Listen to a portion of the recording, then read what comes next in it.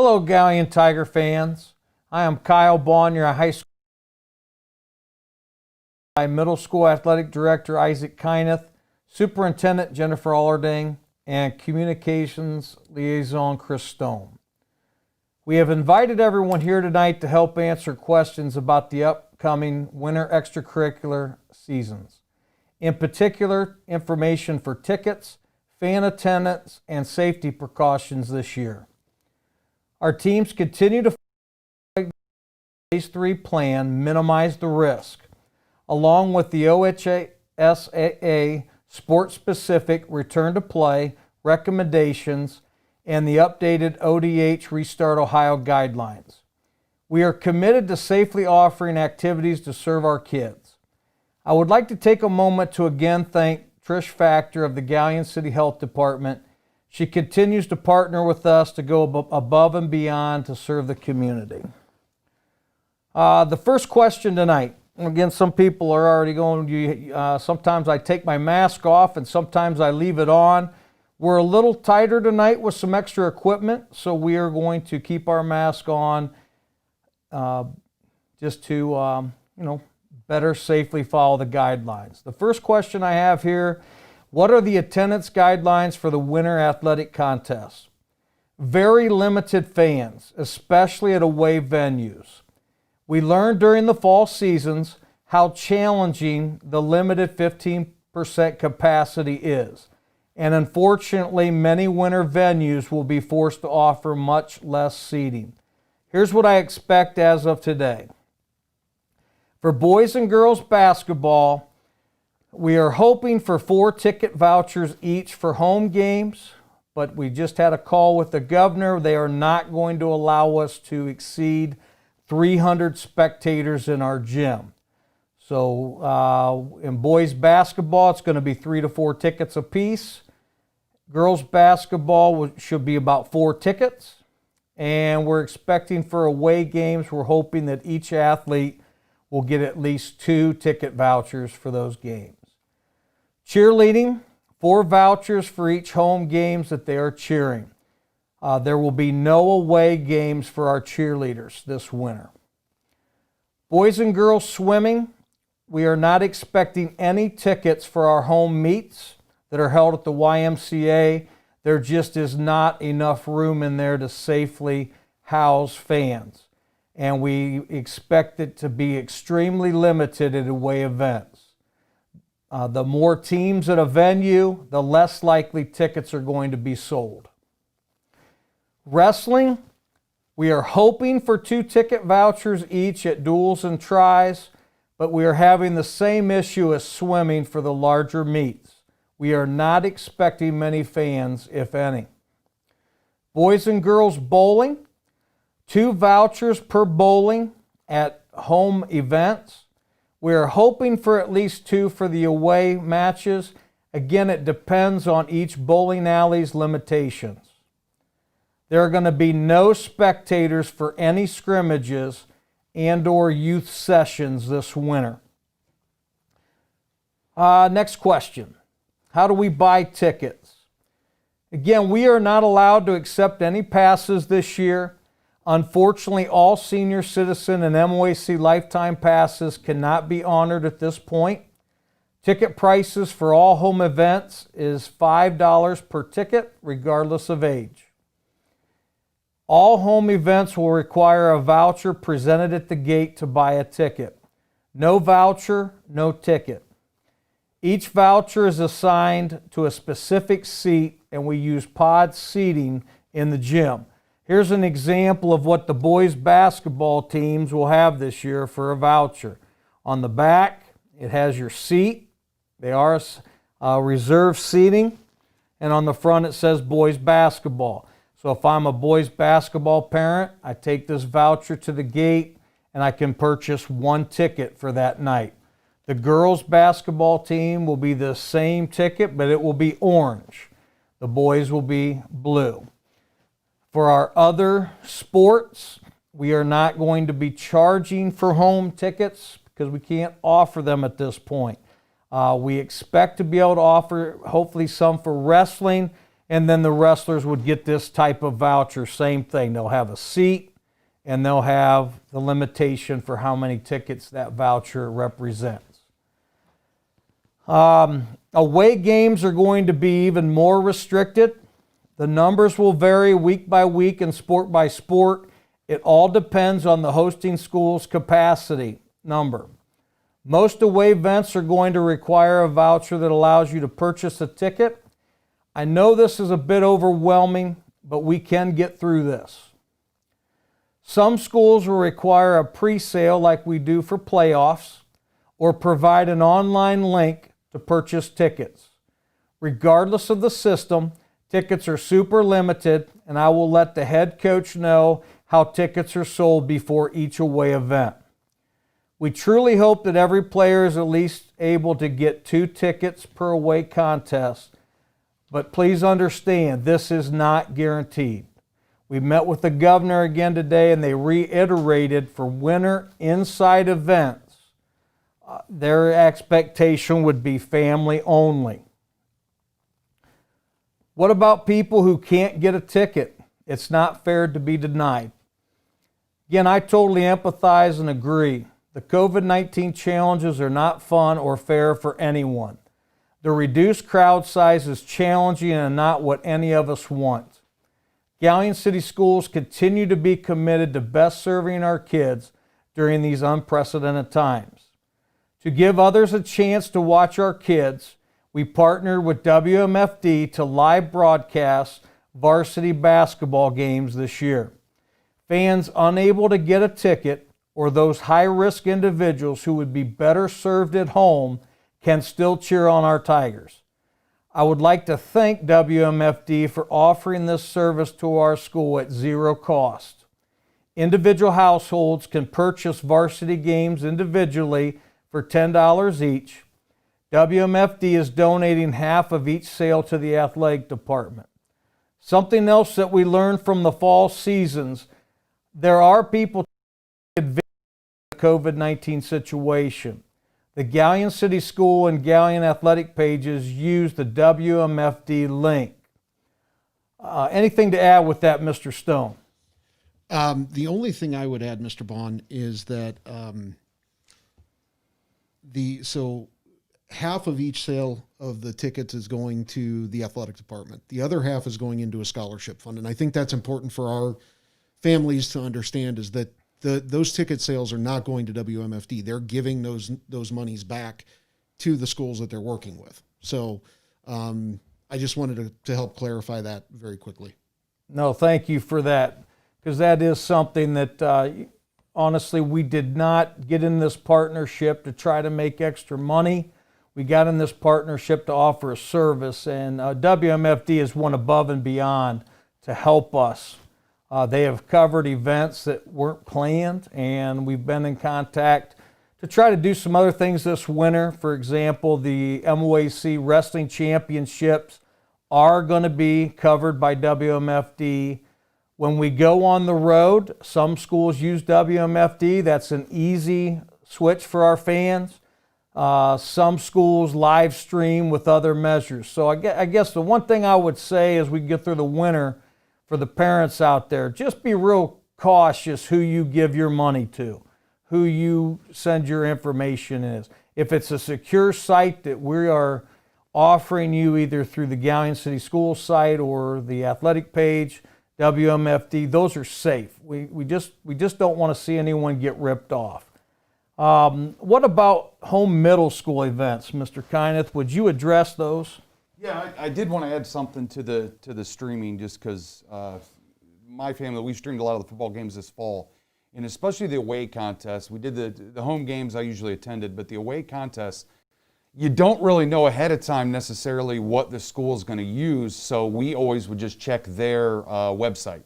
Check the school's website, the school's Facebook page, and they sort of tell you how to do it, because if you just look up, stream Galion versus Shelby, you're going to see 100 links and none of them are right. I mean, 99 of them are trying to steal your money, and then there's the one that works. So always try to go to the other schools, the home schools website, see who they're streaming through. That's just a little advice. Middle school home events is going to work a lot like it did in the fall for anybody that was involved with volleyball. We are going to add or offer 4 vouchers per player for both boys and girls basketball, as well as the cheerleaders for those home events. The visiting events are going to get a little bit dicey because I actually have a middle school ADs meeting, not this week, but next week. I think it's next Wednesday. And so I'll kind of find out what the other schools are doing because one thing at Galion, we host all our middle school events this year. The high school were able to allow 4 ticket vouchers. If we were at the middle school, it'd probably be maybe 1 or 2 max. And so we felt like moving us to the high school was important to allow the parents to come and watch. And not all schools are able to do that, especially in the winter. The scheduling has kind of been a little bit of a nightmare, as Coach Bond knows, and we're really trying to get all these events in. And so those away events, it's going to be a thing where I will, again, have to just communicate with the coaches to let the parents know what each school is doing. And I should find out that information hopefully next week, what most of the schools plan. Wrestling, I do want to kind of talk about that. A couple issues with wrestling. Because of the filled gym schedule, we're unable to host a middle school wrestling event. We usually host 1 or 2 duels, tries each season. We're not going to be able to do that this year. And the other bad news with that is a lot of the invitationals have been canceled for the middle school. Upper Sandusky was one that was canceled, for example, that we usually go to. So we don't really even have a full wrestling schedule because figure out what they're going to do, and they're more concerned with getting the varsity schedule. We've got, some events planned. We're trying to add more. A lot of schools are trying to add duels and tries. We're going to try to hop into a few of those, we hope, and to get a good schedule. But again, attendance at those visiting events, it just depends. It just depends, and I feel terrible about it. There's just not a whole lot we can do. Hopefully the other schools are able to host which is a higher seating capacity, and that will help get us in. But, so that's kind of the bad news on wrestling. I think that's about it. I forget anything? I don't think so. Okay. Thank you. Yeah. Next question, are we offering any youth winter athletics? Unfortunately, Galion youth offerings will be very limited this year. Youth sports that take place in our facilities will have no fans and must have a contracted Galion coach present to ensure safety protocols are followed.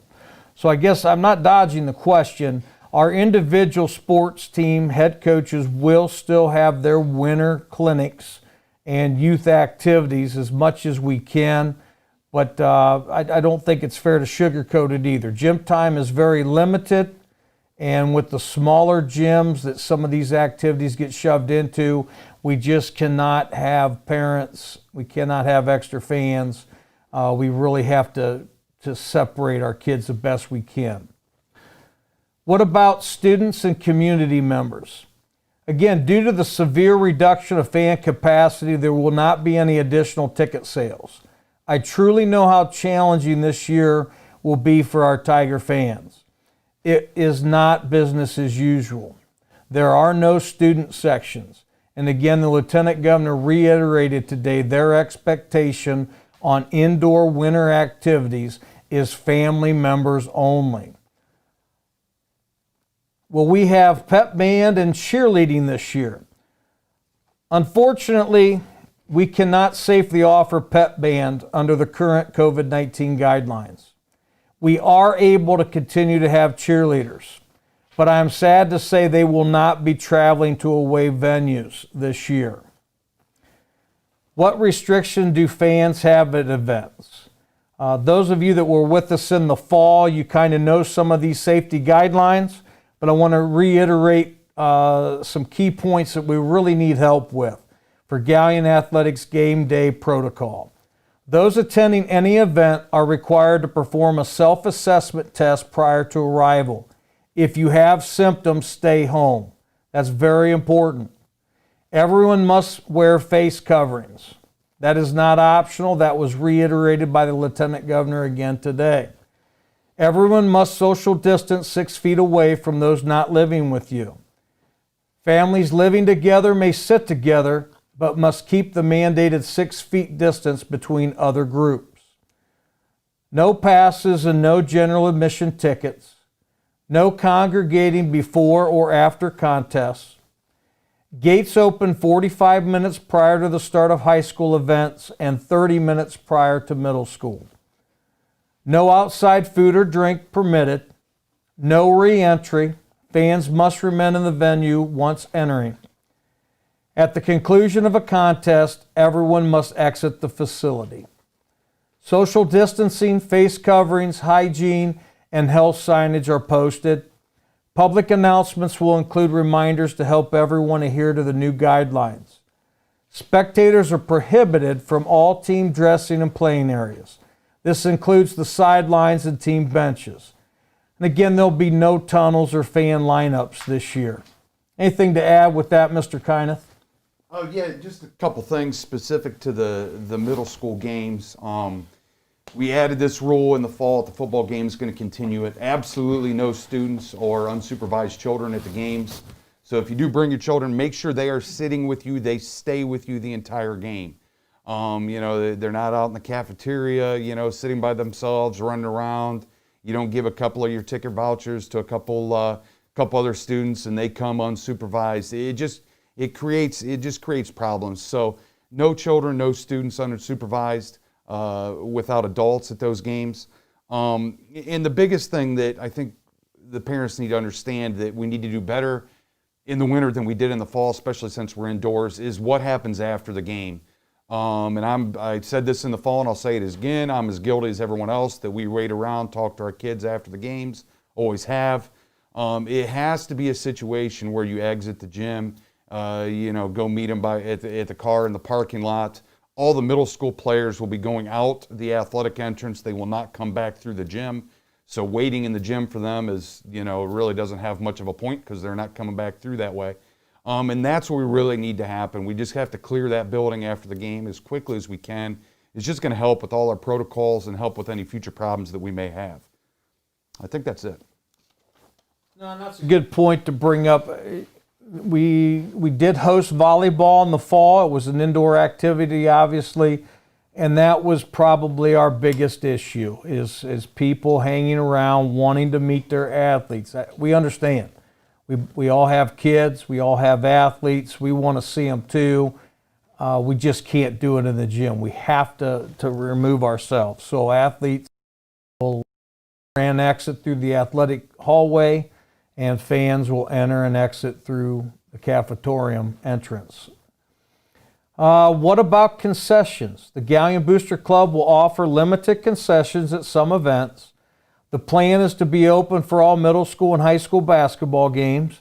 Mr. Campo, again, is working hard to offer this service. He is hoping to have the same type of menu as he had in the fall. What happens if games get canceled? Again, Mr. Kyneth and I do our best to reschedule games very similar to the way we would do with baseball, softball, tennis. Competitions get bumped around due to weather. Athletic events will be day by day. Again, I treat every potential COVID-19 cancellation like I do for weather issues. For example, baseball, softball, tennis always expect to play, but rainouts happen. Winter sports always plan to play, but snowstorms happen. We just have one more piece on that now. Expect some of our games to get canceled and or rescheduled due to COVID-19 issues. I will continue to do the best I can to allow our kids to compete as much as safely possible. I want to empathize again. We are doing everything we can to minimize the risk, but it is impossible to ever eliminate risk entirely. I'm not going to guarantee you that no one is going to get sick. We're going into the winter. We know that people are going to come down with things that may or may not have anything to do with COVID-19.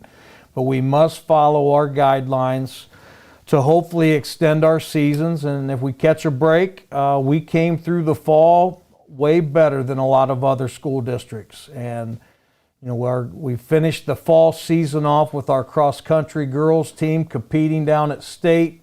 There was a team down there that was eliminated. They didn't get to go because of COVID-19 issues. We are very fortunate that didn't happen to our kids, so we're grateful for that. Anything to add, Mr. Kina? Yeah, cancellations, they're really dicey for me because, again, we're playing at the high school, and so we have to try to fit our schedule within what is already scheduled at the high school: wrestling, boys basketball, girls basketball, other events, choir concerts, etc. And I got to take these glasses off.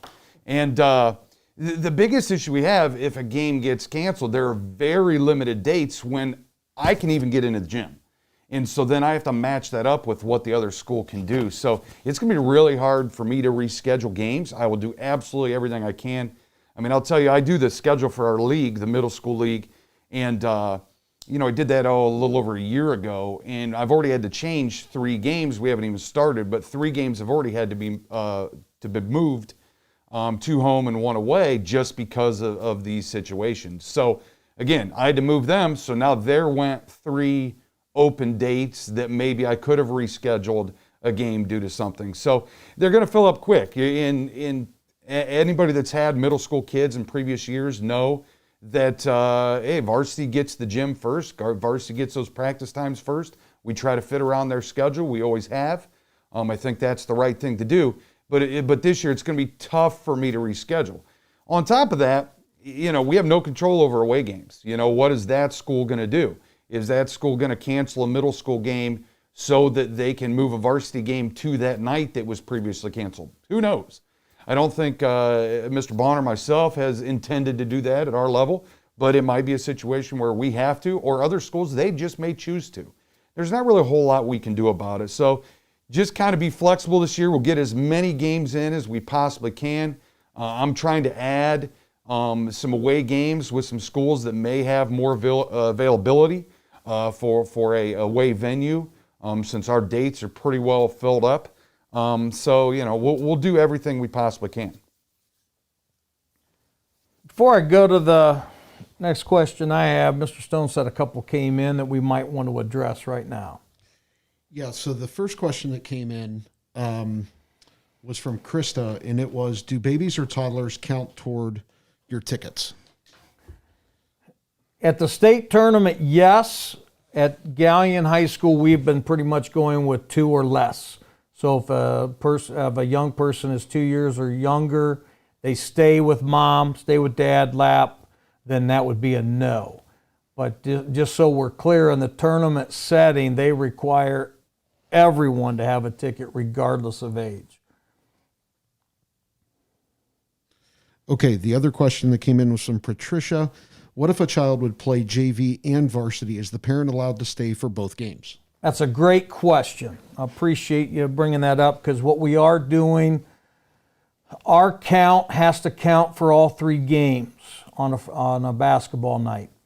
But what we are doing for that is we're going to have our freshman players leave after their game. So the freshman team, unless that individual is being moved up to JV that night, which typically, you know, 1 or 2 kids may have that happen, the rest of our freshmen are going to go home.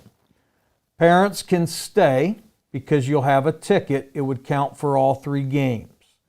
But what we know is typically if some of the freshmen go home, some of their parents will also go, and that'll just give us a little bit more room in the gym to stay under our guidelines. So the answer for the JV parent is yes, you can stay for your freshman, JV, and varsity. It'll all be one night regardless of when you show up. Whether you're early or late, it's still $5. And we are asking our varsity players not to arrive until after after the freshman game is complete.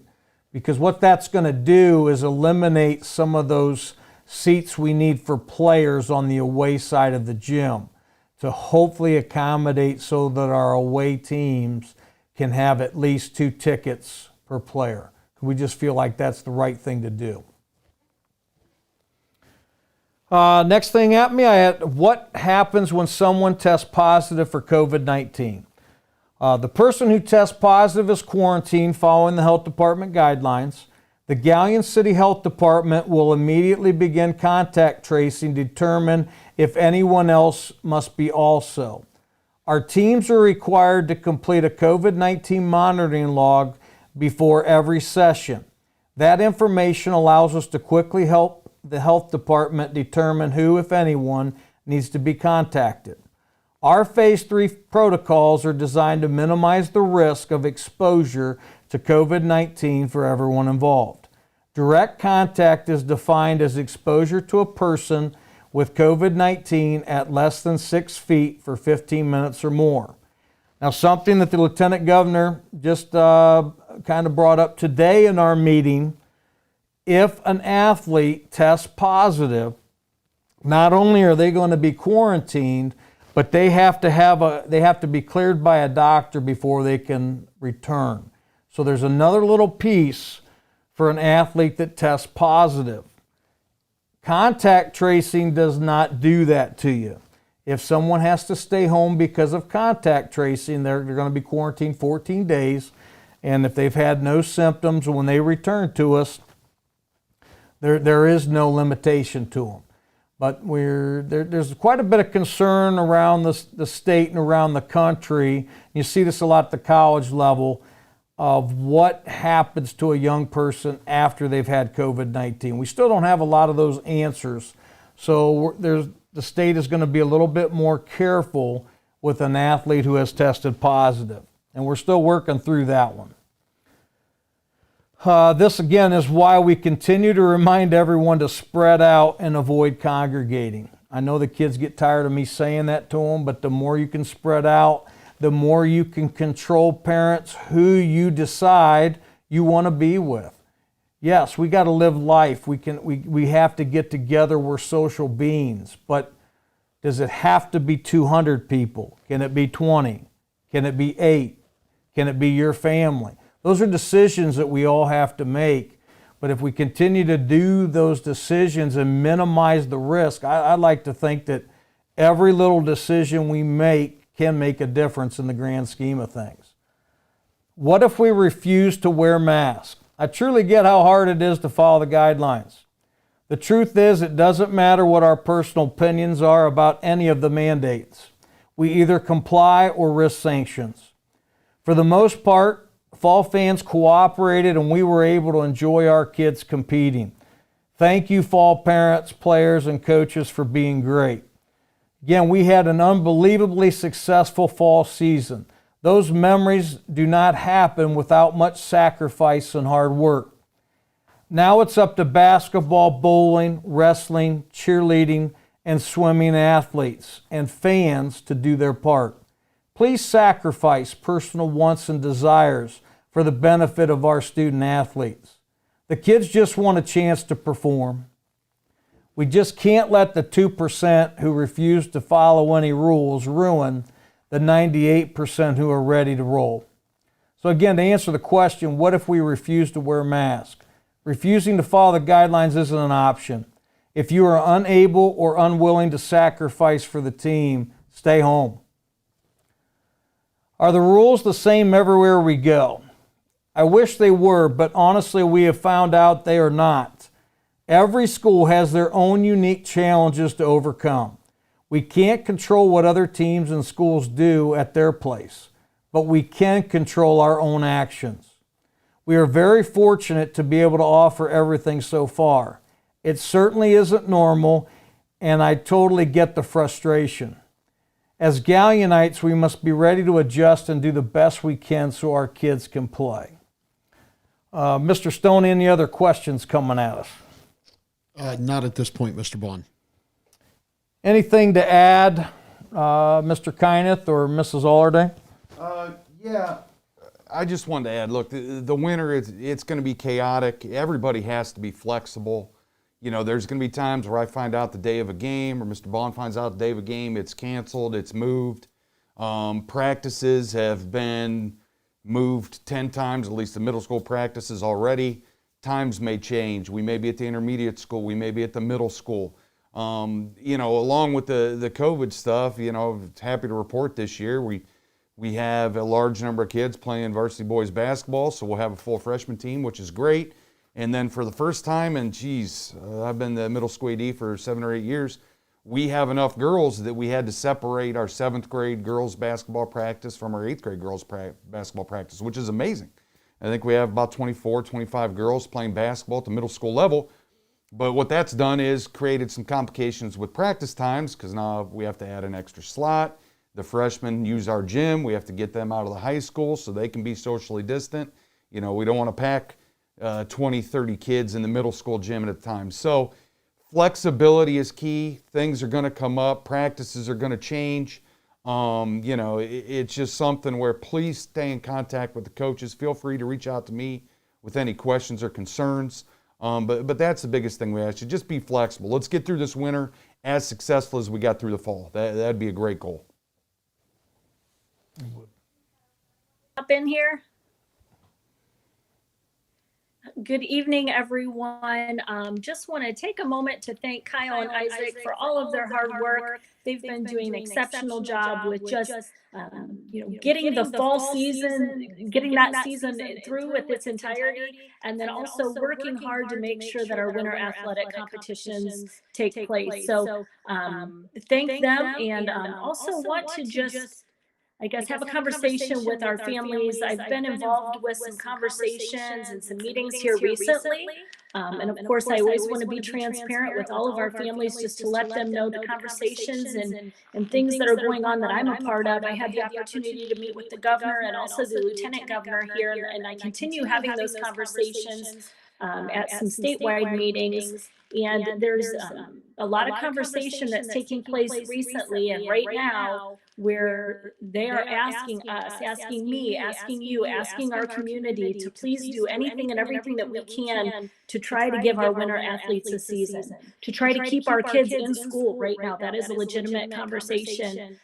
The next 2 weeks are critical at the state level to just make sure that we're able to continue to operate. So, I guess I would please just to all of you to please continue to wear your masks, please continue to social distance. Obviously we are impacted by COVID. You all got a call here this evening, about a positive case here at Galion High School. And so we want to minimize that risk for sure. We want to continue to implement our protocols just so we can stay in school and our athletes can continue to compete. So I am hopeful that we will have a fall or a winter season.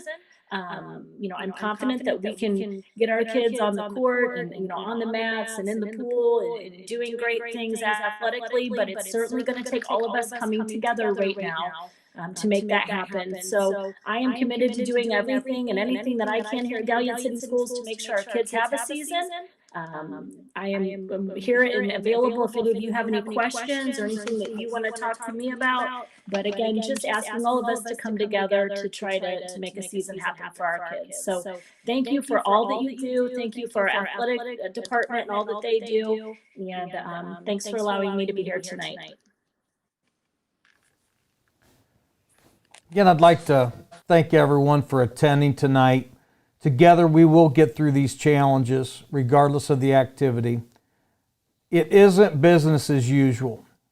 I would like to give a shout out to our bus drivers, our custodians, our teachers, coaches, parents, and our athletes. Because as we continue to make these sacrifices so that we can have a season, we do understand it's hard. It's hard work. There's a lot of things that go into these. They're not easy decisions. But I know we can do this. So again, please sacrifice your individual wants and desires to best serve our kids. Thank you.